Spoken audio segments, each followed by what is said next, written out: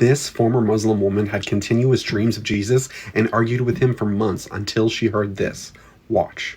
From that day, I started going to that church every day when no one was there, and I would sit in the back pew alone, and I would argue with the crucifix. And I would tell him every day I was there, "You're not the Son of God, because there is no Son of God. What do you want from me? Why are you doing this to me?" Oh, I would be angry. I would say it all. And I started to share what was happening, these dreams and visions. "Now you're going to tell me what you want from me. Why are you doing this to me?" And I would leave, and I'd show up the next day and do the same thing and tell him, he's not the Son of God. And I did this for months. Sunday, I couldn't go because they had people in the church. So I couldn't wait for Monday so I could go and be alone with him and do my, angry thing. And then finally, one day, God had had enough, I think, of me. And I walked in, sat down, did the same thing, last pew. And that day, I heard the audible voice of God echo in that church. I heard it with my ears. And he said to me, "Who are you to tell me who I can be and cannot be?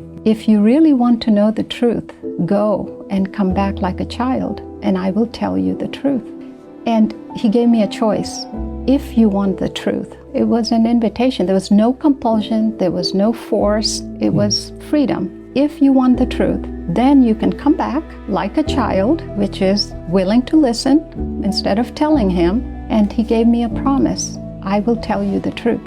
And so I went back and I sat down and I said, "Tell me." And I emptied my mind, and I was 40 years old. I had to empty it of everything I had learned as a Muslim, my fears, everything. And when I did that, I collapsed on my knees because Jesus was right in front of me. And I knew everything. And all I could sob out was, I believe you are the Son of God.